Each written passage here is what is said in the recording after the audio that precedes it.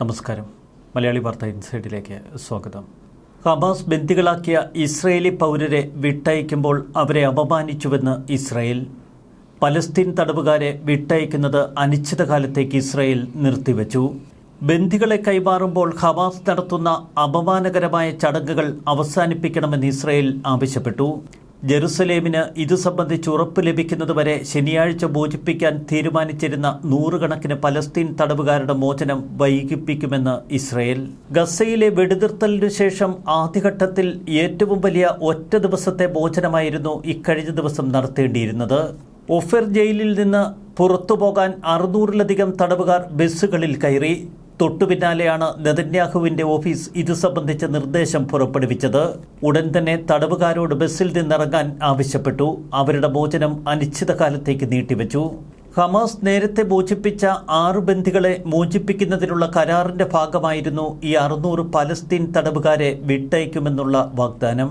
എന്നാൽ കൊല്ലപ്പെട്ട അമ്മ ഷിറി ബിബാസിന്റെയും 2 കൊച്ചുകുട്ടികളുടെയും മൃതദേഹങ്ങൾ കൈമാറുന്ന നടപടിയിൽ ഇസ്രായേൽ രോക്ഷാകുലരായി. ഹമാസിന്റെ ആവർത്തിച്ചുള്ള ലംഘനങ്ങൾ നമ്മുടെ ബന്ദികളുടെ അന്തസ്സിനെ അപമാനിക്കുന്നതാണ്. അവരുടെ ചടങ്ങുകൾക്കും പ്രചരണ ആവശ്യങ്ങൾക്കുമായി നമ്മുടെ ബന്ദികളെ അവർ ഉപയോഗപ്പെടുത്തുന്നു. ഇന്നലെ ആസൂത്രണം ചെയ്ത തീവ്രവാദികളുടെ മോചനം അടുത്ത ബന്ദികളുടെ മോചനം ഉറപ്പാക്കുന്നതുവരെ വൈകിപ്പിക്കാൻ തീരുമാനിക്കുകയാണിപ്പോൾ ഇസ്രായേൽ ചെയ്തിരിക്കുന്നത്. തടവുകാരെ വിട്ടയക്കുന്നതിനെ ചൊല്ലിയുള്ള കാലതാമസത്തെക്കുറിച്ച് ഇസ്രായേൽ സർക്കാർ മറ്റു വിശദീകരണങ്ങളൊന്നും നടത്തുന്നില്ല. ഇസ്രായേൽ വെടിനിർത്തൽ കരാർ ലംഘിച്ചുവെന്ന് ഹമാസ് ആരോപിക്കുന്നു. ശനിയാഴ്ച മോചിപ്പിക്കപ്പെട്ട 6 ബന്ദികളിൽ 5 പേരെ മുഖംമൂടി ധരിച്ച ആയുധധാരികളായ ഹമാസ് അംഗങ്ങൾ ജനക്കൂട്ടത്തിന് മുന്നിൽ കൊണ്ടുപോയി. മുൻ കൈമാറ്റങ്ങളുടെ സമയത്ത് ഐക്യരാഷ്ട്രസഭയും റെഡ് ക്രോസുമൊക്കെ ഇത്തരം നടപടികളെ ക്രൂരമെന്ന് വിശേഷിപ്പിച്ചിട്ടുണ്ട്. വെടിനിർത്തലിന്റെ 2ാം ഘട്ടത്തെക്കുറിച്ചുള്ള ചർച്ചകൾ ഇതുവരെ ആരംഭിച്ചിട്ടില്ല. ഒമർ വെങ്കിട്ട്, ഒമർ ഷെംറ്റോ, എലിയ കോഹൻ എന്നീ തടങ്കലിൽ പാർപ്പിച്ചിരുന്ന ഇസ്രായേലി പൗരരെ ഹമാസ് പോരാളികൾക്കൊപ്പം പോസ്റ്റ് ചെയ്യിപ്പിച്ച് അവർ ഫോട്ടോകൾ പകർത്തി. ഷെംറ്റോ 2 തോക്കുധാരികളുടെ തലയിൽ ചുംബിക്കുകയും ജനക്കൂട്ടത്തിന് ചുംബനം നൽകുകയും ചെയ്യുന്നുണ്ട്. ഇതൊക്കെ ബലമായി ചെയ്യിപ്പിച്ചതാണ്. ബന്ദികളെ വ്യാജ സൈനിക യൂണിഫോം അണിയിച്ചുകൊണ്ടാണ് അവർ ജനക്കൂട്ടത്തിന് മുന്നിലേക്ക് കൊണ്ടുവന്നത്. തട്ടിക്കൊണ്ടുപോകുമ്പോൾ അവർ സൈനികരായിരുന്നില്ല. ഇസ്രായേലികൾക്കെതിരെ മാരകമായ ആക്രമണങ്ങൾക്ക് ജീവപര്യന്തം തടവ് അനുഭവിക്കുന്ന 50 തടവുകാരും ദീർഘകാല ജയിൽവാസം അനുഭവിക്കുന്ന 60 പേരും ഉൾപ്പെടെ 602 തടവുകാരെ ഇസ്രായേൽ മോചിപ്പിക്കാൻ തീരുമാനിച്ചിരുന്നു. ഷിറി ബിബാസിന്റെയും അവരുടെ ആൺകുട്ടികളായ ഏരിയലിന്റെയും കഫീറിന്റെയും ഒക്കെ മൃതദേഹങ്ങൾക്ക് പകരമായി 23 പ്രായപൂർത്തിയാകാത്തവരെയും സ്ട്രിപ്പിൽ തടവിലാക്കിയ ഒരു സ്ത്രീയെയും വിട്ടയക്കാൻ തീരുമാനിച്ചിരുന്നതായി ഇസ്രായേൽ നേരത്തെ പറഞ്ഞിരുന്നു. എന്നാൽ 2023 നവംബറിൽ ഓസിലെ വീട്ടിൽ നിന്ന് തട്ടിക്കൊണ്ടുപോയ ഷിറി ബിബാസിനെയും 2 ആൺകുട്ടികളെയും ഹമാസ് ഭീകരർ നിഷ്ഠൂരമായി കൊന്നുകളഞ്ഞു. പിന്നീട് ഷിറി ബിബാസിന്റെ മൃതദേഹത്തിന് പകരം ഗാസയിലെ ഒരു സ്ത്രീയുടെ മൃതദേഹാവശിഷ്ടങ്ങൾ ഇസ്രായേലിന് കൈമാറി. വ്യാഴാഴ്ച കാൻ യൂനിസിലെ ഒരു വേദിയിൽ നെതന്യാഹുവിനെ ഒരു വാമ്പയറായി ചിത്രീകരിക്കുന്ന ഒരു ഭീമൻ പോസ്റ്ററിന് മുന്നിൽ ബിബാസിന്റെ ശവപ്പെട്ടികൾ ഹമാസ് വയ്ക്കുന്നു. തടവിൽ കൊല്ലപ്പെട്ട 80 വയസ്സുള്ള സമാധാന പ്രവർത്തകനായ ഒസെഡ് ലിഫ്ഷിറ്റിന്റെയും ശവപ്പെട്ടിക്കൊപ്പം 4 പേരുടെയും ശവപ്പെട്ടികൾക്ക് മുന്നിൽ നിന്ന് ആർപ്പ് വിളിക്കുന്ന ജനക്കൂട്ടം. അങ്ങേയറ്റം വെറുപ്പുളവാക്കുന്ന ഒരു പ്രദർശനമാണ് ഹമാസ് നടത്തിയതെന്ന് ഇസ്രായേൽ പറയുന്നു. ബാക്കിയുള്ള ഇസ്രായേലി ബന്ദികളെ തിരികെ കൊണ്ടുവരുന്നതുമായി ബന്ധപ്പെട്ട സുരക്ഷാ കൂടിയാലോചനകൾ നെതന്യാഹു പൂർത്തിയാക്കുന്നതുവരെ തടവുകാരുടെ മോചനം വൈകുമെന്ന് ഇസ്രായേൽ അറിയിച്ചു. നമ്മുടെ എല്ലാ ബന്ദികളെയും ജീവനോടെയും മരിച്ചവരായും തിരികെ കൊണ്ടുവരിക, അതിൽ നിന്ന് ഒരു വ്യത്യാസവുമില്ല. ആദ്യഘട്ടത്തിന്റെ ഭാഗമായി 2000 തടവുകാരെ വിട്ടയക്കാനാണ് ഇസ്രായേൽ സമ്മതിച്ചത്. നെതന്യാഹുവിന്റെ തീവ്ര വലതുപക്ഷ സഖ്യകക്ഷികൾ ഉൾപ്പെടെ കടുത്ത വിമർശനങ്ങൾ ഇതിന്റെ പേരിൽ ഇസ്രായേൽ ഉയർന്നിരുന്നു. മാരകമായ ആക്രമണങ്ങൾക്ക് ശിക്ഷിക്കപ്പെട്ട നിരവധി ഭീകര കുറ്റവാളികളെ വിട്ടയക്കുന്നതിനെതിരെ ഇസ്രായേലിൽ ശക്തമായ വിമർശനങ്ങളും ഉയർന്നു. കൂടുതൽ തടവുകാരെ മോചിപ്പിക്കുന്നതിനായി ശേഷിക്കുന്ന ബന്ദികളെ മോചിപ്പിക്കുന്ന 2ാം ഘട്ട വെടിനിർത്തൽ ഇതുവരെ തീരുമാനമെടുത്തിട്ടില്ല.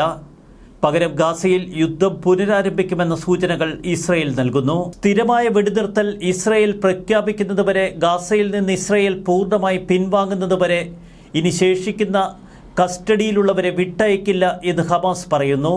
എന്നാൽ അമേരിക്കൻ പ്രസിഡന്റ് ഡൊണാൾഡ് ട്രംപിന്റെ ഭരണകൂട പിന്തുണയോടെ കൂടുതൽ കടുത്ത ആക്രമണങ്ങൾക്കുള്ള ഒരുക്കങ്ങൾ ഇപ്പോൾ ഇസ്രായേൽ തുടങ്ങിക്കഴിഞ്ഞു. ഹമാസിന്റെ സൈനിക ഭരണശേഷി നശിപ്പിക്കാനും എല്ലാ ബന്ദികളെ തിരികെ കൊണ്ടുവരാനും താൻ പ്രതിജ്ഞാബദ്ധനാണ് എന്ന് നെതന്യാഹു ഒരിക്കൽ കൂടി രാജ്യത്തോട് പറഞ്ഞു. ഇന്നലെ ഹമാസ് കസ്റ്റഡിയിൽ നിന്ന് മോചിതരായ 6 ബന്ദികൾ. അവർ ഹമാസിന്റെ ഭൂഗർഭ തുരങ്ക ശൃംഖലയിൽ മാസങ്ങളോളം ഒറ്റപ്പെടൽ അനുഭവിച്ചു. കൊടിയ പീഡനങ്ങളാണ് അവരവിടെ ഏറ്റുവാങ്ങിയത്. മോചിതനായ ബന്ദി ഒമർ ഷെയ്ം താൻ തടങ്കലിൽ അനുഭവിച്ച ആ ദുരന്ത ദിനങ്ങളെക്കുറിച്ച് മാധ്യമങ്ങളോട് പറഞ്ഞു. ഒരു മുസ്ലിം സ്ത്രീയായി അവരെന്നെ വേഷം മാറ്റി. അങ്ങനെയാണ് ഒരു സ്ഥലത്ത് നിന്ന് മറ്റു സ്ഥലത്തേക്ക് അവർ കൂട്ടിക്കൊണ്ടുപോയത്.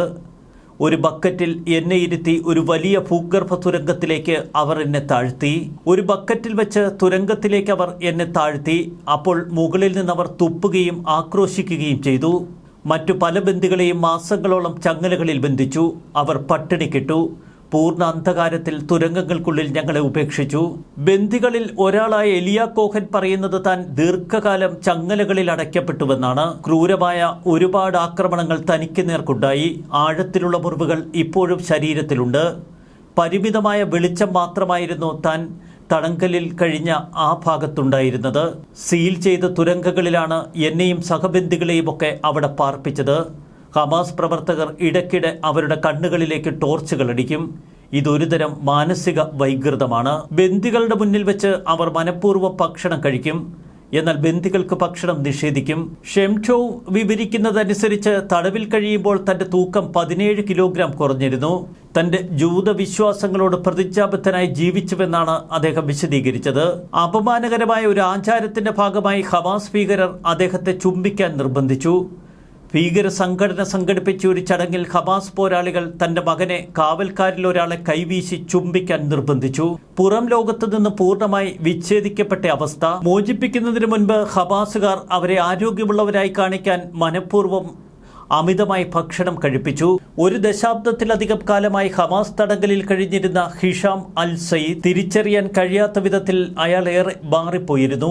ഇസ്രയേലി മെഡിക്കൽ സ്റ്റാഫിന്റെ അഭിപ്രായത്തിൽ വർഷങ്ങളോളം പീഡനം സഹിച്ച ഒരാളെപ്പോലെ അയാൾ കടുത്ത മാനസികാഘാതത്തിന്റെ ലക്ഷണങ്ങൾ പ്രകടിപ്പിക്കുന്നു. അവരെ മെങ്കിസ്റ്റുവെന്ന ദീർഘകാലമായി ബന്ദിയാക്കപ്പെട്ട മറ്റൊരു വ്യക്തി. ഇസ്രയേലിലേക്ക് അയാൾ മടങ്ങിയെത്തിയപ്പോൾ തന്റെ കുടുംബത്തെ തിരിച്ചറിഞ്ഞു. പക്ഷെ വളരെ കുറച്ച് മാത്രമേ അയാൾ സംസാരിച്ചുള്ളൂ. ആശയവിനിമയം നടത്താൻ പാടുപെടുന്നു. അദ്ദേഹത്തിന്റെ മാനസികാവസ്ഥ വളരെയധികം ആശങ്കാജനകമാണെന്ന് കുടുംബം പറയുന്നു. ചെയ്യാത്ത കുറ്റത്തിന് ഹമാസ് തടങ്കലിൽ കഴിഞ്ഞ ബന്ദികൾ. അവരുടെ ഇപ്പോഴത്തെ അവസ്ഥ ഇസ്രയേലിനെ അത്രയധികം വേദനിപ്പിക്കുന്നു. അതുകൊണ്ട് തന്നെയാണ് 600 പലസ്തീൻ തടവുകാരെ വിട്ടയക്കുന്നതിൽ അവർ ഇപ്പോൾ തടസ്സങ്ങൾ ഉന്നയിക്കുന്നത്. 2ാം ഘട്ട വെടിനിർത്തൽ കരാറിനൊപ്പം ബന്ദിമോചനവും നെതന്യാഹു ആവശ്യപ്പെടുന്നു. അല്ലെങ്കിൽ മാരകമായ യുദ്ധം എന്ന സൂചനകളാണ് ഇപ്പോൾ ഇസ്രായേൽ നൽകുന്നത്. ന്യൂസ് ഡെസ്ക് മലയാളി വാർത്ത ഇൻസൈഡ്.